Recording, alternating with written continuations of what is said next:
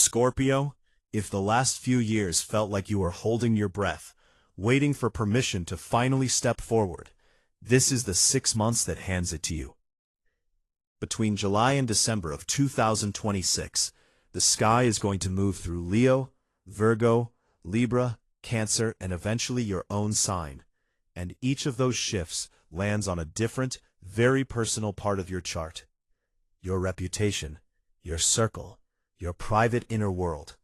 And then, right at the peak of it all, your identity itself. This is not a quiet 6 months. This is the story of a Scorpio who starts the summer chasing the spotlight and ends the year completely reborn. So before you scroll away, stay with me, because I'm going to walk you through exactly when the pressure hits, when the doors open, and when you need to pull back and protect your energy. Some of these dates are going to feel almost uncomfortably accurate. Let's get into it. Now, everything I'm about to share is based on your solar chart, your sun sign, Scorpio. And that's powerful, but it's the general weather, not your personal map. If you want to know how these exact transits land on your birth chart, your rising sign, your moon, the specific houses being lit up for you, that's the kind of thing we do one-on-one here at Astro Forecast. We offer a full range of personal readings, including birth chart reading, your complete cosmic blueprint, year-ahead and half-yearly forecasts tailored to your exact chart, not just your sun sign, monthly forecast and transit readings, so you always know what's coming, career reading and business astrology, perfect for the Leo career transits we're about to discuss, money and wealth reading for that late-year financial shift, relationship compatibility, soulmate and marriage timing readings, solar return, life purpose, dating pattern analysis, breakup recovery, and question-based personal guidance. If any of that speaks to you, the WhatsApp chat link is right there in the description box. Tap it, send me your birth details, and we'll take it from there. Think of this video as the trailer, and your personal reading as the full film. Okay, now let's map out your next 6 months. Here's the big picture, Scorpio. This half-year splits into roughly 3 acts: the rise, the retreat, and the rebirth. Act 1, the rise, July into August. The Sun enters Leo on July 22nd, and Mercury follows into Leo on August 9th. For you, Leo rules your solar 10th house, career, public reputation, authority, and legacy. This is your visibility zone, lighting up like a stage. Suddenly people are watching. Bosses, clients, an audience, someone with influence is paying attention to what you do. This is when your name gets said in rooms you're not standing in. The theme here is evaluation. You're being measured. And honestly, that's a good thing, because it means you're finally being taken seriously. Then the energy sharpens. Venus entered Virgo back on July 9th, and the Sun moves into Virgo on August 23rd, with Mercury joining on August 25th. Virgo is your solar 11th house, networking, community, long-term goals, and the people you build your future with. So after the spotlight of Leo, the focus turns to who is standing beside you.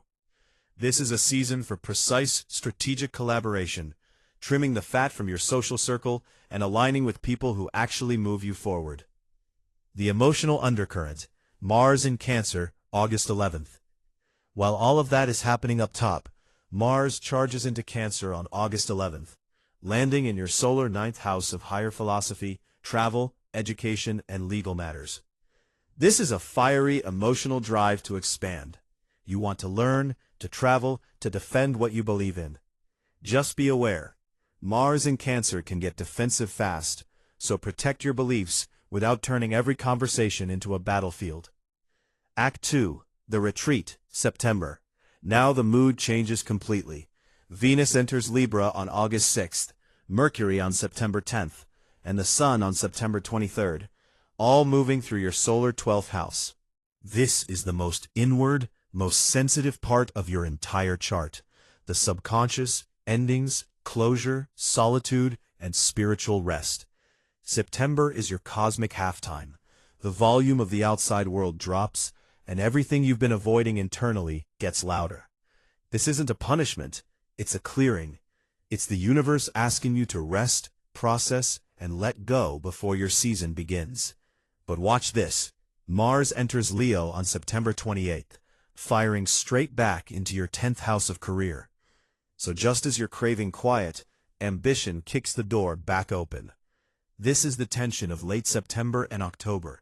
You want to retreat, but you also feel a hunger to fight for your position. Handle that carefully. I'll show you how in a moment. Act 3. The Rebirth, September through December. This is your part. Venus enters Scorpio on September 10th. The Sun enters your sign on October 23rd, and Venus re-enters Scorpio on December 4th, after slipping out around October 25th. Scorpio season is your personal new year, a complete renewal of identity, magnetism, and self-determination. And then the year grounds itself. The Sun moves into Sagittarius on November 22nd, with Mercury on December 6th, lighting your solar second house of money and self-worth. Finally, the Sun enters Capricorn on December 21st, and Mercury on December 25th, activating your third house of communication and daily thinking. The intensity of the year settles into something practical and steady. That's the arc. Now let's break down what it actually means for your real life, career, and work. This is arguably your headline story for the entire half year, Scorpio. Late July and August hand you visibility you can't manufacture on your own. With the Sun and Mercury crossing your 10th house, opportunities to step into leadership, present your work, or be recognized publicly are wide open. If you've wanted a promotion, a bigger platform, or a seat at the decision-making table, this is your window. The challenge? Ego. The Leo energy can tempt you to go it alone or clash with authority figures who question your autonomy. And when Venus is in Virgo, don't slip into micromanaging your team. Trust the people around you. The deeper lesson of this period is a shift in how you lead, from being the solo powerhouse who does everything themselves to becoming the collaborative strategist who wins through others. That's your evolution as the planets slide into Virgo and Libra. Then, when Mars enters Leo on September 28th, you get raw fuel, the drive to launch something independent, pitch a bold idea, or claim what's yours. And late October, during Scorpio season, is prime time to rebrand, pivot, or relaunch your business or professional image. If you're going to reinvent your public self, do it then. Money and finances. Your financial story really turns on in the final stretch of the year. As the Sun, late November, and Mercury, December, move through Sagittarius, your income and self-worth sector gets activated. And that often brings new revenue streams, raises, or fresh ways to monetize what you're already good at. Earlier, though, be mindful. Around August, with Mars in Cancer, expenses can climb, usually tied to travel, education, or legal matters. All meaningful, but keep an eye on the outflow. August and September, with that analytical Virgo energy, are excellent for auditing your finances, reviewing joint ventures, investments, and shared accounts with a cold, clear eye. And September's 12th house transits are a quiet nudge to hunt down the hidden drains, forgotten subscriptions, automatic renewals, small leaks that quietly empty the bucket. One firm piece of guidance: avoid impulsive big purchases during the Mars and Leo push in October. That energy wants to spend to feel powerful. Wait for the grounded Sagittarius clarity in late November before making major money moves. Love and relationships. Here's some good news, Scorpio. The back half of this year is genuinely strong for your love life. If you're single, Venus enters your sign in September and again in December. That is your magnetism dialed up to maximum. You become the person the room can't stop looking at, and the attractions you draw feel intense, almost faded. Mid-September onward is your prime window for meeting someone who matters. If you're coupled, the September Libra transits ask for honesty. Old, unspoken resentments need airing out. Lean into emotional vulnerability now, because if you go silent and distant instead, that's exactly what creates the gap between you. Family. Mars in Cancer through August turns your attention protectively toward home and loved ones. The care is real, but so is the risk of clashing over beliefs or philosophy. Pick your battles. Friendships. Venus and Mercury in Virgo across July and August act like a filter. You'll clearly see who your true allies are and who's just been along for the ride. Home and family. Emotionally, you're going to feel a real shift as the year moves on, from high-pressure, career-first intensity in the summer to a deep craving for domestic peace and privacy by September. The tricky part is timing. Your career demands peak in August and again in October, right when part of you wants to hide at home. That's why boundaries become essential, protecting your private life from professional spillover. October's Scorpio transits go deeper still, encouraging you to break old family patterns, the secrecy, the emotional withholding, the things that get passed down without anyone questioning them. And with Mars in Cancer in August, don't be surprised if thoughts of relocation surface, often a pull toward water or somewhere that simply feels calmer. Health and energy. Your energy this half-year runs in waves, so pacing is everything.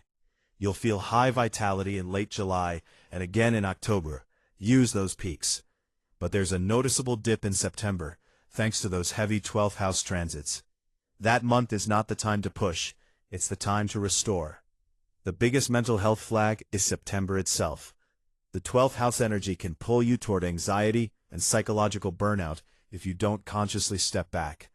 Rest is not laziness here, it's medicine.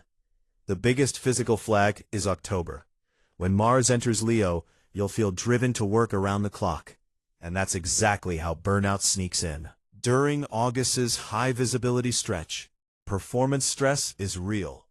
And your best remedy is simple: delegate. For self-care, September and early October respond beautifully to sleep, dream journaling, and genuine quiet. Your biggest opportunities. Public recognition. The Leo transits in your 10th house are a rare open window to showcase your talent and secure real professional wins. Don't shrink from it. Powerful alignment. Virgo energy helps you build an efficient, supportive network, and possibly connect with an influential mentor. Magnetic rebirth. Venus and the Sun entering Scorpio in autumn give you a complete personal reset. You'll walk into rooms differently. Your biggest challenges: ego and power struggles. Mars and the Sun in Leo can spark clashes with bosses or anyone challenging your independence. Subconscious sabotage. The Libra 12th house transits can drag up old insecurities and imposter syndrome. How to handle both? Channel that aggressive energy into your own creative projects instead of arguments, and take honest inventory of your fears before they quietly turn into self-sabotage. Important timing. Mark your calendar. Early July, prep phase. Venus enters Virgo on July 9th, a quiet, analytical window to organize your goals before the action starts. The 3 peak days. July 22nd, Sun enters Leo, your career peak. September 10th, Venus enters Scorpio, your romantic and magnetic peak.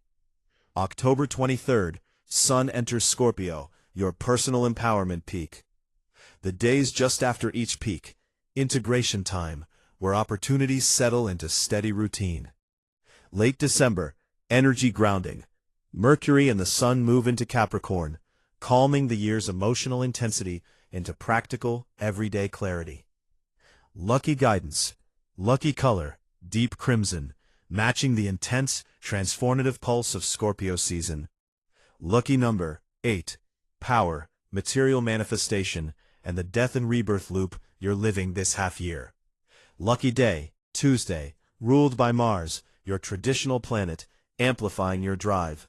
Lucky crystal, labradorite, supports deep subconscious work and shields your energy field. Lucky element, water, keeping you anchored in your intuition all season long.